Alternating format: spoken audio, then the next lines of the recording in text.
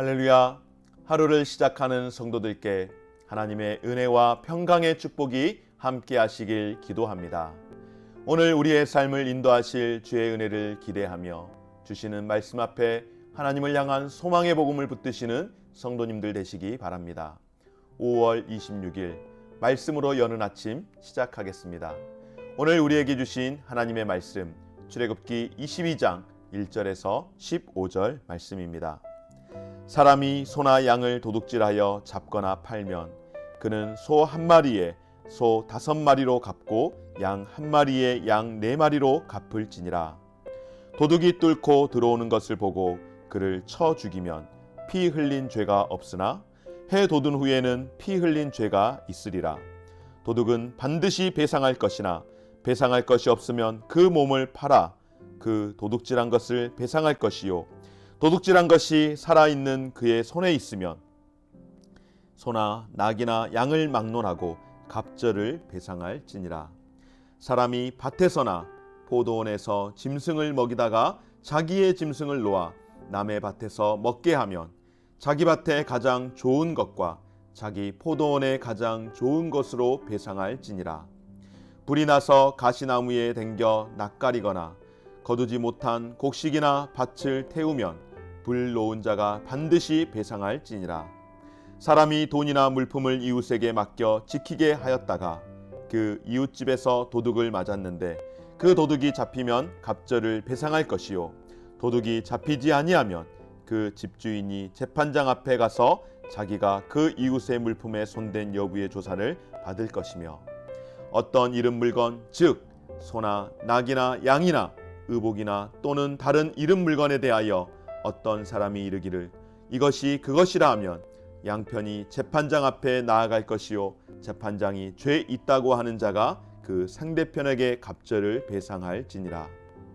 사람이 낙이나 소나 양이나 다른 짐승을 이웃에게 맡겨 지키게 하였다가 죽거나 상하거나 끌려가도 본 사람이 없으면 두 사람 사이에 맡은 자가 이웃의 것에 손을 대지 아니하였다고 여호와께 맹세할 것이요 그 임자는 그대로 믿을 것이며 그 사람은 배상하지 아니하려니와 만일 자기에게서 도둑 맞으면 그 임자에게 배상할 것이며 만일 찢겼으면 그것을 가져다가 증언할 것이요 그 찢긴 것에 대하여 배상하지 아니할지니라.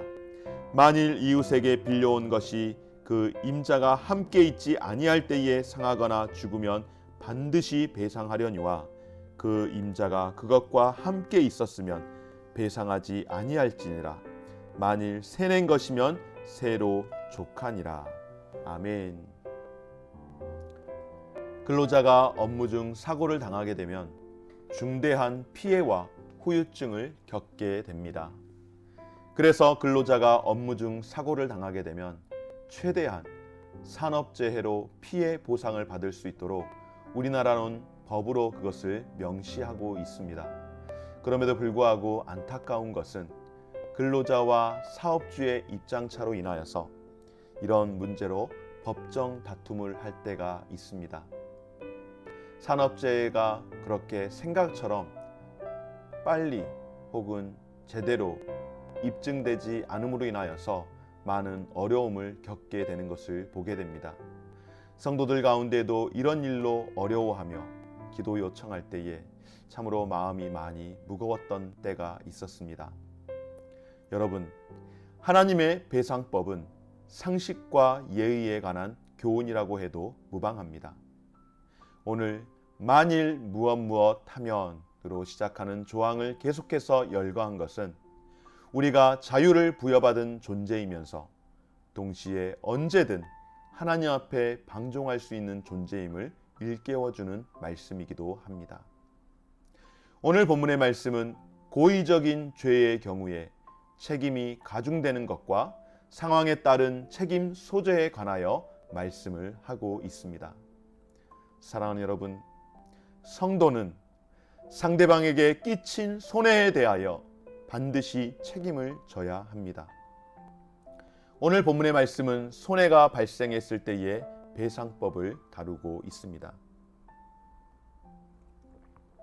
첫째로 대부분 우발적으로 일어날 수 있는 경우보다는 고의적 범죄로 인하여 손해가 발생한 경우입니다. 그래서 고의성이 인정될 경우 징벌적 책임을 져야 하며 동형법의 원칙보다 더 많은 책임이 부과됩니다. 오늘 1절 말씀 가운데 사람이 소나 양을 도둑질하여 잡거나 팔면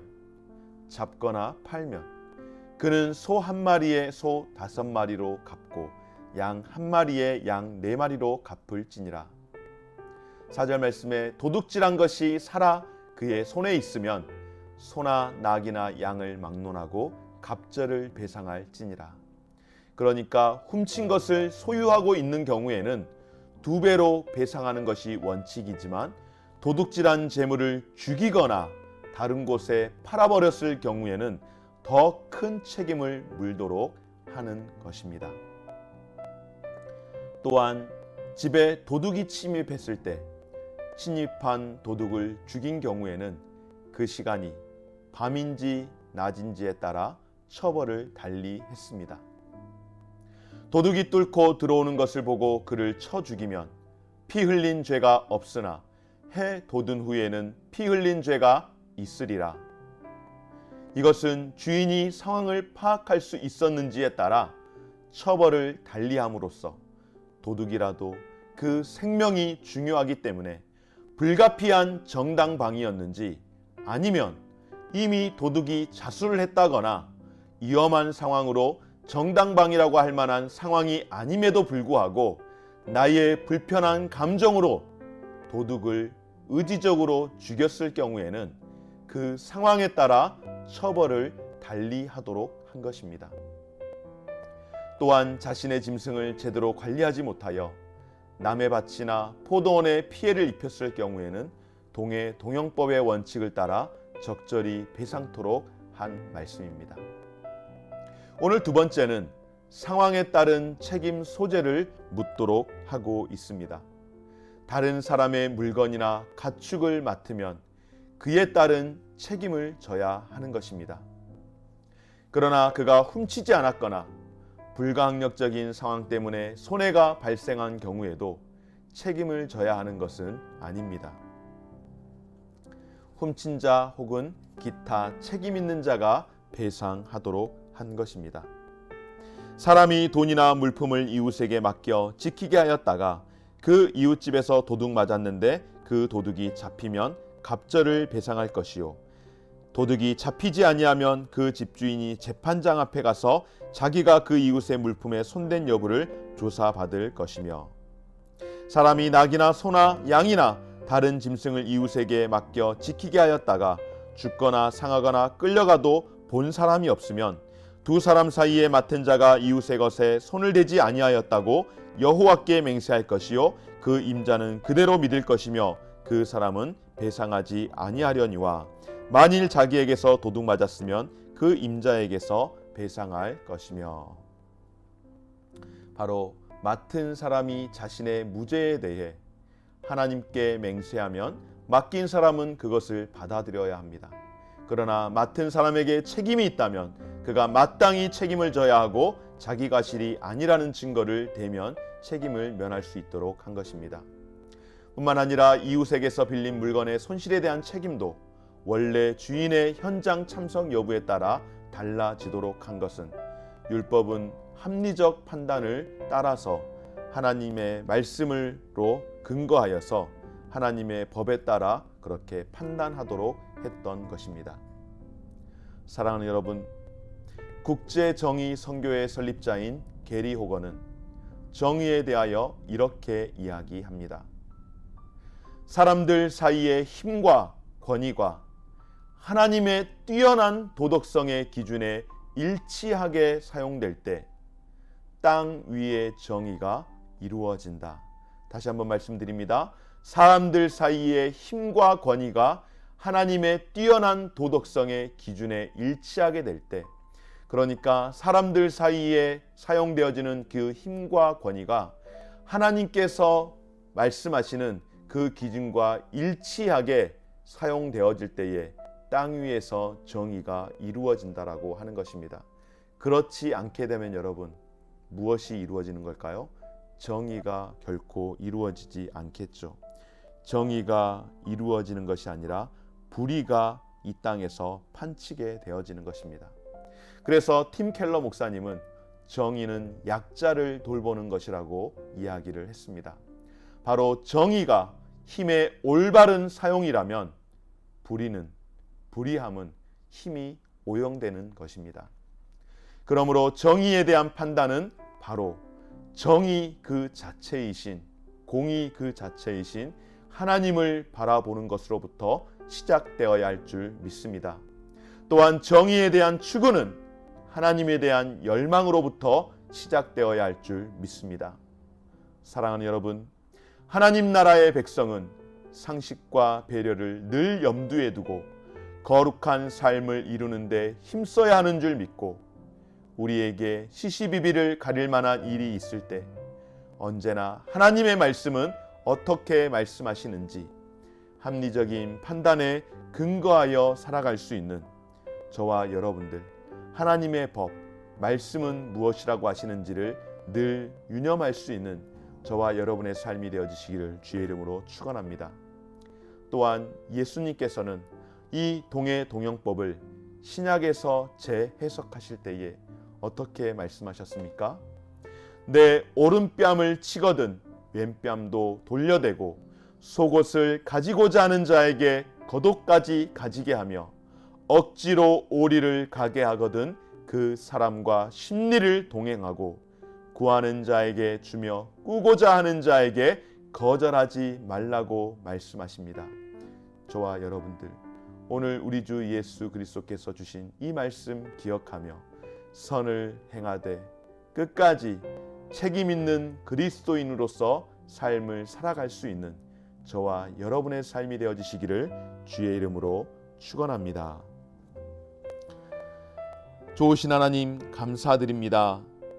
하나님께서 우리의 삶 가운데에서 늘 세심하게 살펴주심으로 말미암아서 하나님의 마음을 아는 사람으로 남의 사정을 헤아리며 살아갈 수 있는 눈과 귀와 마음과 넉넉한 은혜를, 넉넉한 마음을 우리에게 허락하여 주옵소서.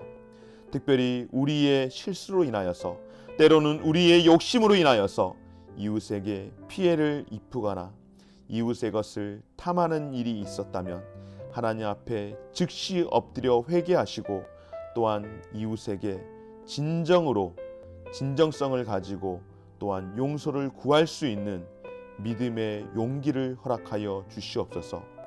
내 것이 소중함을 우리가 깨달았다면 타인의 것도 지켜줄 줄 아는 그런 성숙한 그리스도인의 삶이 될 수 있도록 은혜를 베풀어 주옵소서. 감사드리며 예수님의 이름으로 기도드립니다. 아멘. 하늘에 계신 우리 아버지여, 이름이 거룩히 여김을 받으시오며 나라가 임하시오며 뜻이 하늘에서 이루어진 것 같이 땅에서도 이루어지이다. 오늘 우리에게 일용할 양식을 주시옵고 우리가 우리에게 죄 지은 자를 사하여 준 것 같이 우리 죄를 사하여 주시옵고 우리를 시험에 들게 하지 마시옵고 다만 악에서 구하시옵소서. 나라와 권세와 영광이 아버지께 영원히 있사옵나이다. 아멘.